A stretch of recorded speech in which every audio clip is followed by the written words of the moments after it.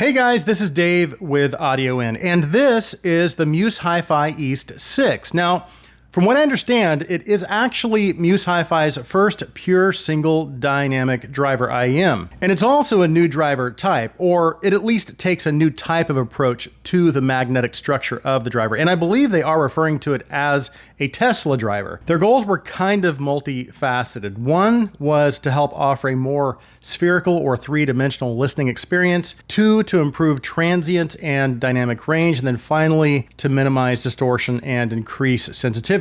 So of course, what I've tried to determine during my testing was to see if they were able to achieve that. But as usual, I also tried to determine how the East 6 stacks up to the competition in terms of value and performance. We have a lot of information to cover, so let's get into this.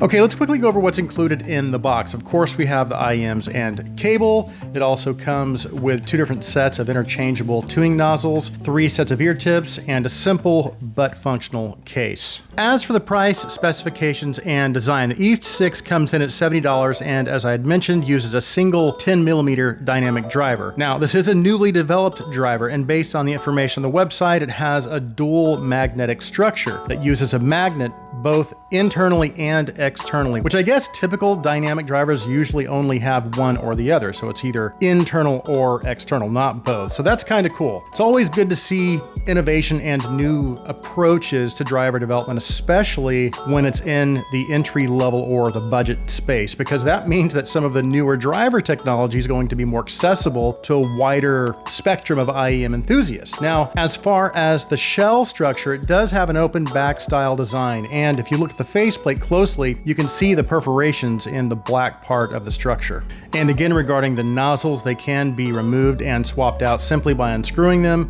The purpose being to offer 2 different tuning options, which I will go over in the sound segment of the review. It has an all metal design, which means it does feel and look quite robust, but it also does have a little bit of weight to it as well. So it's not super light. And I did notice the weight in my ears after a while. And I also did have a little bit of a fit issue as well, probably due to a combination of the nozzle length and the shell shape. And while I was able to get a decent fit with the included white and black ear tips, it did take a little bit of work. In the end though, I was able to get a good enough fit, and while these aren't the most comfortable IEMs, they didn't cause any actual ear pain or discomfort, at least not to the point of becoming a distraction. Now, I do really like the design, although it may come at the expense of ergonomics, but it is very pretty. And again, the build quality overall is good for this price range. And the cable is decent as well. It's a 2-pin cable with a 3.5 termination. It goes well with the overall aesthetics of the IEMs. Now, it's not completely hassle-free, so it can be a little bit of a pain when you're trying to untangle it, but it's really not that bad as far as manageability and comfort overall. I think it's a reasonably decent cable for this set being under $100. Okay, let's move on to the sound.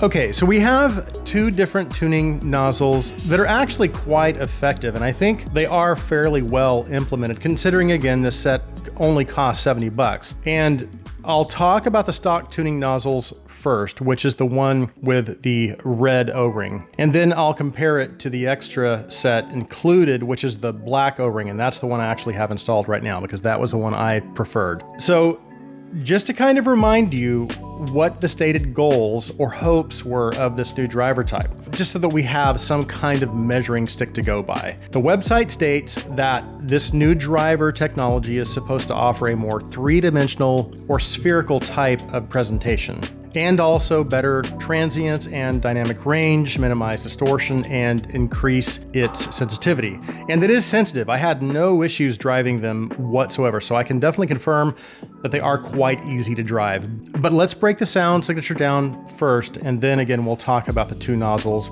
Then we'll come back to technical performance towards the end. So no matter which nozzle you use, the overall signature is still what I would consider to be a mild V-shape. And if you break things down a little further, starting with the bass, what you see is a little bit of sub-bass roll-off with the bass. However, the roll-off doesn't really start until after 50 hertz. So it's really not that bad. You do have enough sub-bass presence to give you a noticeable amount of rumble. Not a lot, but it's enough to kind of reinforce the rest of the bass frequencies. It also gives you a fairly significant amount of mid bass, which does help with kick drums, floor toms. However, there is some bass bleed, so the transition from the mid bass into the lower mids isn't the cleanest I've heard. So what that means is it's not going to give you a lot of lower mid-range detail, and it does sound just a little bit muddy. But at the same time, if you like a little warmth in some instruments and male vocals, it does give you that. Now, as far as bass dynamics, it's also pretty good overall. So the dynamic driver does deliver a nice amount of impact and slam. As a matter of fact, aside from the bass bleed, the bass quality is actually decent for this price. And the dynamic driver is otherwise delivering mostly what I would expect to see out of a dynamic driver. Now, depending on which filter you use, the bass quantities will change. The stock filter with the red O-ring will give you less bass, and the one with the black O-ring will give you about 2 dBs more, but they both roughly follow the same tuning curve. As for the mids, again, it definitely could use some improvement in the lower mids as far as lower mid detail and clarity. And there are some parts of the mids that are quite recessed, but then you do start to see a fairly substantial rise into the upper mids. And that does help to bring some of that clarity back again as you move into the upper mids around the ear gain region. Now, it also does a pretty good job of rendering most instruments and vocals naturally, especially the ones that land within the upper mids. Now, the filters with the black O-ring, along with that additional bass presence, does actually decrease the upper mid-range by about 2 dBs as well. So even though you have that small 2 dB bass increase, when you factor in the upper mid-range 2 dB decrease, that bass boost becomes a little more significant.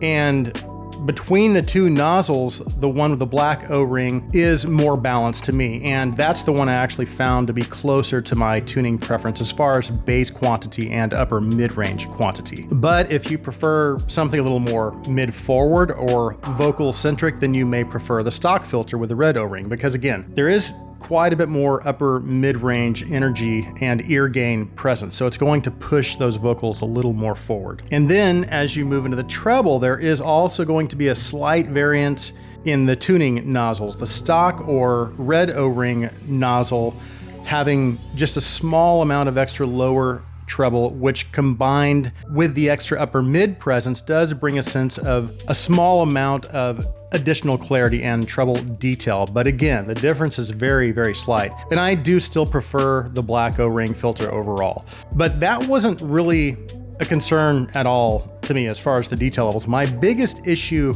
with the treble was around 10K, and then also the upper treble as well. And I've seen this on some other budget IEMs recently. But there's something going on with upper treble that's causing some female vocals and even some instruments that land in that higher treble frequency area to sound just a little blunted or cut off, almost as though there's just a big chunk of treble information missing around 8K and maybe even a little higher. Now that being said, I do think the treble generally sounds decent for this price range, and it does still render cymbals and even some higher stringed instruments naturally enough. And while it may not have a ton of treble detail, its smoother tuning approach still sounds pretty nice, and it is a little easier on the ears as well. And I am hearing maybe a little upper treble present, so I'm kind of getting a tiny bit of air sometimes, but it still sounds like there's just not really much going on past 10K, to be honest. As for technicalities, I would say the overall detail levels are pretty good. I do think it would have benefited from a little more treble energy, or even just a slightly different tuning approach. And it's also lacking a little in the micro details as well. Again, I think that's just related to the approach they took with the treble tuning. Now, as far as the sound stage, I would say it's actually pretty wide for an IEM, especially at this price point. I don't know if I would call it spherical or 3D necessarily, because it doesn't have a lot of forward depth in my opinion. It just has pretty decent width left to right, which for this price is totally acceptable. Imaging and instrument layering, however, while being acceptable for this price range, is still just okay. They're just not super focused, and they don't really seem very anchored in their position. So where does the East 6 land in terms of value and performance when compared to the competition? Well, it's interesting because there aren't many IEMs, at least not memorable IEMs that I've heard, that are priced at $70. There's the Rinko, which is about $100. There's the Truth Ears Hexa, which I think is 110. There's the Voodoo, which I think is around 80. So that is closer. And I do like this better than the Voodoo. By the way, it sounds more natural, and it does have better technical performance. There's also the Kiwi Ears Quartet, which is around $109. And then my favorite IEM at $100, the Galileo. So it's better than any $50 IEM that I've heard, and it can also compete with some of the lower performing IEMs that land around the $100 price range. So it's kind of a tough price range to assess, I guess. But here's my honest opinion. If you have $70 to spend, this is absolutely worth that $70 in terms of both its tuning and technical performance. As sparsely occupied as this $70 price point is, I would say the East 6 sits comfortably in this price range, and again, it's easily worth the price. So that concludes my review of the Muse Hi-Fi East 6. Thanks so much for taking the time to watch. If you like my content, please take a second and hit that subscribe button. Also, if you would please like this video, please share this video. I hope you guys have an awesome day.